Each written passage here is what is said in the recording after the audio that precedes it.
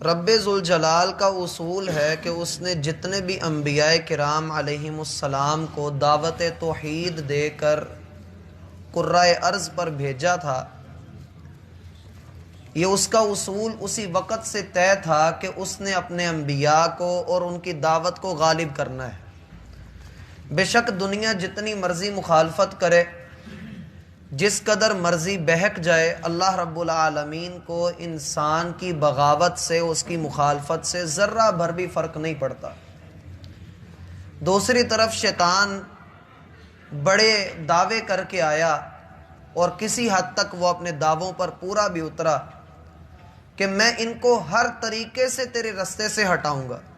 وَاسْتَفْزِزْ مَنِ اسْتَطَعْتَ مِنْهُمْ بِصَوْتِكَ وَأَجْلِبْ عَلَيْهِمْ بِخَيْلِكَ وَرَجِلِكَ وَشَارِكْهُمْ فِي الْأَمْوَالِ وَالْأَوْلَادِ وَعِدْهُمْ، کبھی اولاد میں آزمائے گا، کبھی مال و دولت کی چکا چوند روشنیوں میں آزمائے گا، کبھی دنیا کے اندر مبتلا کر کے اللہ کی طرف سے غفلت کا شکار کر دے گا۔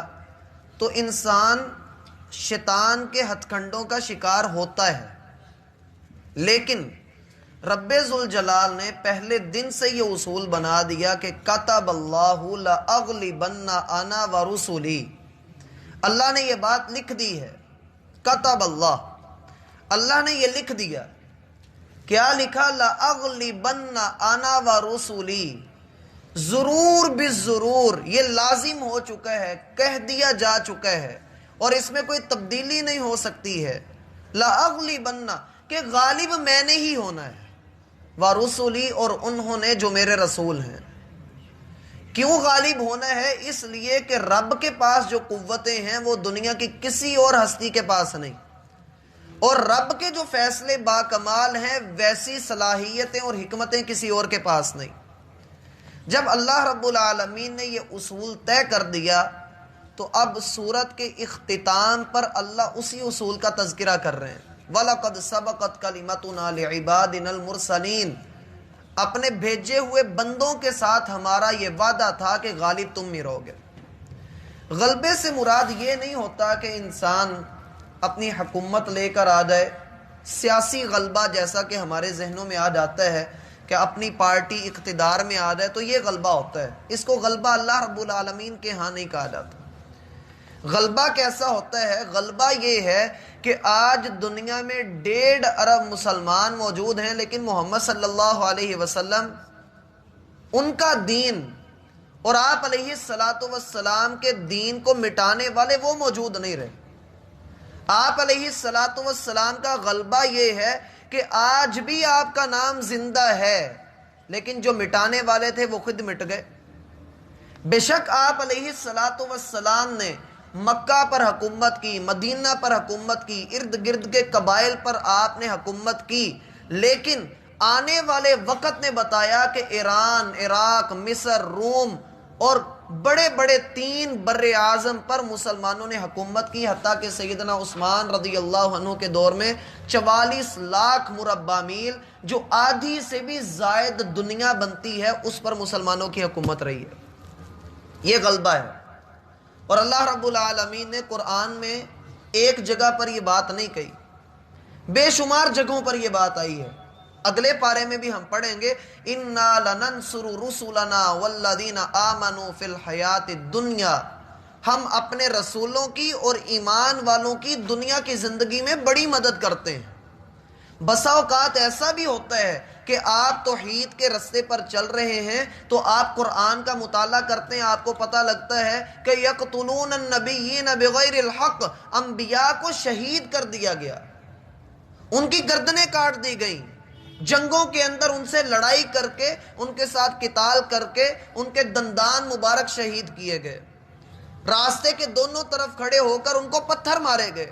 صحابہ کرام کی جماعت کو مٹانے کے لیے کتنے ہی حملے کیے گئے، کتنی لڑائیاں ہوئیں، لیکن اگرچہ ان لوگوں نے اپنی شہادتیں پیش کیں، ان سب نے اللہ سبحانہ و تعالیٰ کے سامنے اپنی جانوں کا نذرانہ پیش کیا، اس کے باوجود جو مٹانے والے تھے آج ان کا نام موجود نہیں، غالب آج بھی وہی ہیں۔ وہ اللہ رب العالمین کے نام پر اپنی جانیں قربان کر کے ہمیشہ کے لیے زندہ ہو گئے۔ اس لیے کہا کہ وَلَقَدْ سَبَقَتْ كَلِمَتُنَا لِعِبَادِنَا الْمُرْسَلِينَ، یہ ہماری بات پہلے سے ہمارا فیصلہ ہے کہ جو بھی ہم نے اپنے رسول بھیجے ہیں غالب انہوں نے آنا ہے۔ اِنَّهُمْ لَهُمُ الْمَنْصُورُونَ، دوسری بات ہماری لکھی ہوئی یہ ہے کہ ہمیشہ ان کی مدد ہوگی، ان کی مدد کی جائے گی۔ لیکن ہم یہ بھی دیکھتے ہیں، تاریخ کے جھروکے ہمیں یہ بھی دکھاتے ہیں کہ محمد صلی اللہ علیہ وسلم رات کے اندھیرے میں چھپ کر مکہ سے نکلے، لوگوں نے حالات اتنے تنگ کر دیے تھے، لیکن ایک وقت وہ بھی آیا کہ دن کی روشنی میں آپ علیہ السلام 10,000 کا لشکر لے کر مکہ میں داخل ہوئے، اور کوئی بھی آپ کا دشمن آپ کے سامنے کھڑے ہونے کے قابل نہیں تھا۔ یہ اللہ کی مدد ہے، اگرچہ اس کو وقت لگتا ہے، ذرا دیر کے ساتھ انسان کو کندن بنا کر پھر اللہ سبحانہ و تعالی جب دیکھتے ہیں کہ بندہ پوری طرح سے تیار ہو چکا ہے، اب اس کا دنیا کا کوئی سہارا اس کی مدد نہیں کر سکتا، اور اس کا توکل بھی اللہ پر ہے، پھر ابراہیم علیہ السلام کی طرح آگ میں کود بھی جانا پڑے، یہ بے خطر ہو کر، بے فکر ہو کر یہ مجھے جلا دے گی، یہ گرم ہے، بس کود جائیے، آگے اس کو ٹھنڈا کرنا، سلامتیوں والا کرنا رب کا کام ہے۔ انہم لہم المنصورون، یہ اللہ کی بات ہے کہ اللہ ان کی مدد کرتا ہے۔ اور یہ صرف انبیاء کے ساتھ نہیں، جہاں جہاں پر بھی جہاد ہوا، جہاں جہاں پر بھی اسلام کے نام لیواؤں نے اسلام کے لیے جہاد کیا، اپنی تلواریں بلند کی، اپنے کلموں کے ساتھ، اپنی زبانوں کے ساتھ جہاد کیا، اللہ رب العالمین نے اسی طریقے سے ان کی مدد کی ہے۔ اور اس بات میں کوئی شبہ نہیں، جب جب اسلام کے اندر فتنوں نے اپنا سر اٹھایا، ہمارے اسلاف نے جب ان کو دبایا اور ان کے خلاف پوری قوت کے ساتھ جہاد کیا، علامہ ابن تیمیہ کو دیکھیے، امام احمد بن حنبل کو دیکھیے، امام مالک کو دیکھیے، امام ابو حنیفہ کو دیکھیے، ایسے ایسے ان کے ساتھ معاملات ہوئے۔ امام احمد بن حنبل کو کوڑوں سے مارا جا رہا تھا، اتنا مارا کہ آپ کا تہبند کھل گیا اور آپ کا سطر ننگا ہو گیا، آسمان کی طرف منہ کر کے اپنے لب ہلائے اور تہبند خود زمین سے اٹھ کر ان کے پورا بندھا گیا۔ اور جب وہاں سے وہ باہر نکلے، دربار سے مار کھا کر باہر نکلے، بہت بڑا فتنہ تھا، قرآن کو اللہ کی مخلوق کہا کرتے تھے لوگ، اور امام احمد بن حنبل نے اکیلے نے اس کا رد کیا۔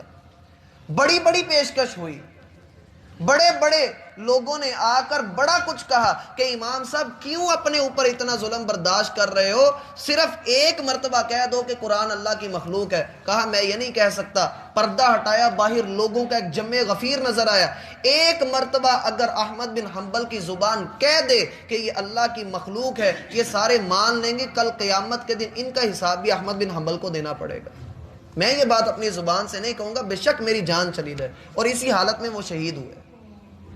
جب دربار سے باہر نکلے، ایک درباری نے بھاگ کر جا کر پوچھا، امام صاحب آج وہ چیز دیکھی ہے جو پہلے کبھی نہیں دیکھی، آپ نے آسمان کی طرف منہ کر کے کیا کہا تھا؟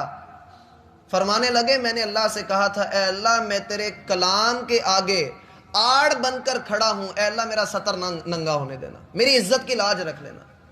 میرے رب نے میری عزت کی لاج رکھی ہے۔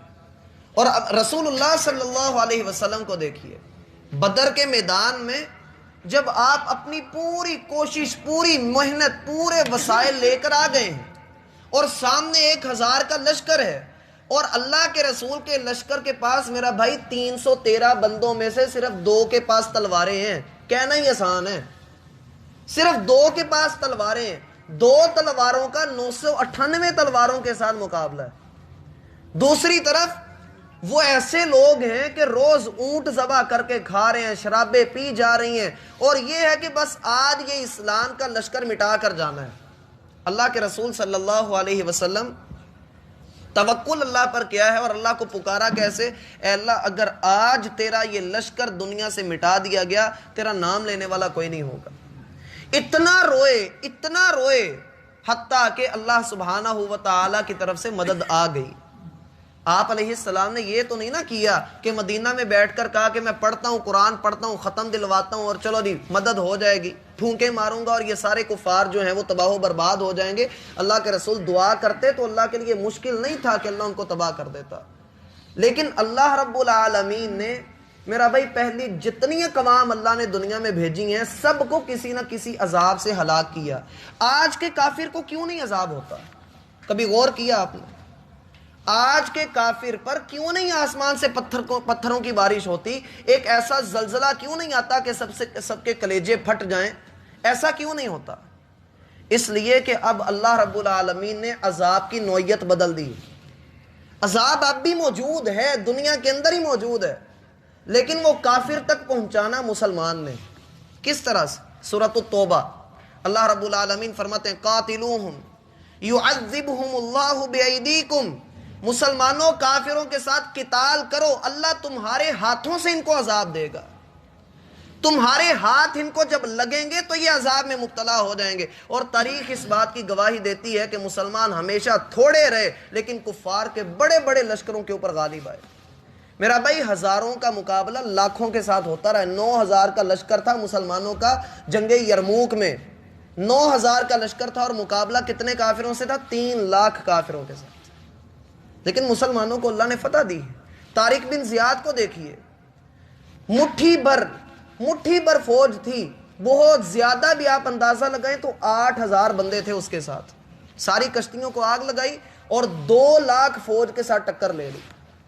اسپین کے اندر جو اسلام رہا ہے تقریباً 900 سال مسلمانوں کی جو حکومت رہی ہے وہ اس طارق بن زیاد کی قربانیاں ہیں. انہم لہم المنصورون، اللہ کا فیصلہ کہ اللہ مدد کرتا ہے. وَإِنَّ جُنْدَنَا لَهُمُ الْغَالِبُونَ، جب مدد آتی ہے تو اللہ کا لشکر ہی غالب ہوتا ہے. ہمارا یہ فیصلہ ہے کہ اللہ کا لشکر غالب رہے گا. وقتی طور پہ ہو سکتا ہے مسلمان کو دبا دیا جائے، ہو سکتا ہے مسلمان کو جو ہے وہ سیاسی پنگوں میں الجھا دیا جائے، لیکن جس دن اس کو ہوش آ جاتا ہے پھر یہی غالب آتا ہے. فَتَوَلَّ عَنْهُمْ حَتَّى حِينٍ، اب ان کو ایک وقت کے لیے چھوڑ دیں، ان کافروں سے پیچھے ہٹ جائیں. لیکن آج کا مسلمان ان کو چھوڑنے کے لیے تیار نہیں، کسی صورت میں بھی چھوڑنے کے لیے تیار نہیں. اللہ کی قسم یہ اللہ کے رسول کی سنت کو چھوڑ دیتا ہے لیکن کسی کافر کو نہیں چھوڑتا. پتہ نہیں کیسی محبت کرتا ہے، کیسی وفا کرتا ہے، داڑھی بھی کٹوا دیتا ہے صرف اس لیے کہ کافر داڑھی نہیں رکھتا. یہ اپنی شلوار ٹکنے سے نیچے کرتا ہے اس لیے کہ کافر کا فیشن یہ ہے. فَتَوَلَّ عَنْهُمْ حَتَّى حِينٍ، رب کہتا ہے اس سے پیچھے ہٹ جا، لیکن انسان نہیں ہٹتا، مسلمان نہیں ہٹتا. اس کو پیارا وہ لگتا ہے، اسے رب پیارا نہیں لگتا، اسے محمد الرسول اللہ کی سنت پیاری نہیں لگتی. اللہ نے توفیق دی تو مزید اس آیت کے بارے میں ہم انشاءاللہ کل پڑھیں گے.